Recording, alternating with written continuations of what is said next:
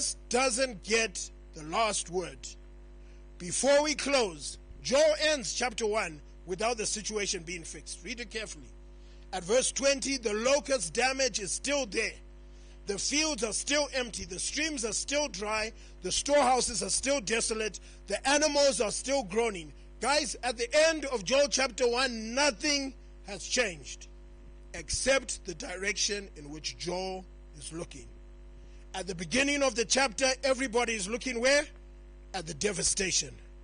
But by verse 19, Joel says, "O Lord, to you I cry."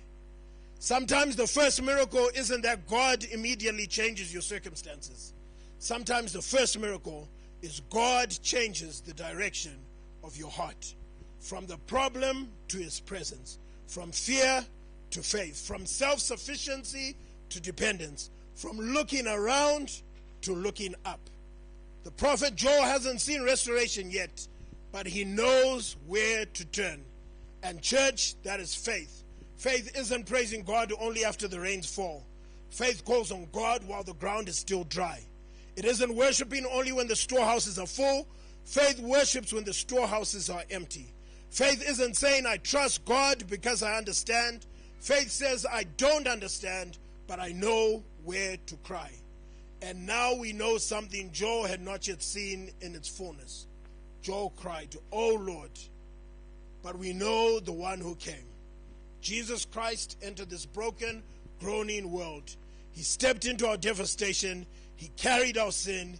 He bore our judgment. He went to the cross. He died. He was buried. And on the third day, he got up. Oh, one church. Devastation never gets the final word for the child of God. Let us pray. Oh, our Heavenly Father, Lord, we thank you.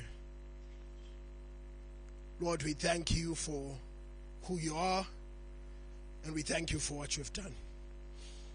Lord, we thank you that prayer isn't how eloquent or the brilliance of the person speaking, but, oh Lord, it is your brilliance and your greatness on high. Lord, we serve a great, great God. The name of the Lord is a strong tower. The righteous run to it, and they are safe. So, oh Lord, we come before you today, saying, not to us, oh Lord, not to us, but to your name be the glory because of your love and your faithfulness. Lord, we thank you for what you're doing in each and every one who is here. Lord, I pray that we will not give up meeting together as some are in the habit of doing, but, oh Lord, that we encourage each other, and all the more as we see the day approaching. Lord, we love you and we thank you, and for each and every person in this room, I pray that you bless them and that you keep them. I pray that you make your face shine upon them and be gracious to them. I pray that you turn your face towards them and give them your eternal peace. It's in your precious and holy name that we pray. Amen. We do have some eats out here for anyone who wants eats. Please do not come here on Sunday. We will not be here, and we will not feel sorry for you if you come here next Sunday. We'll be in the botanical gardens playing the most epic games of all time.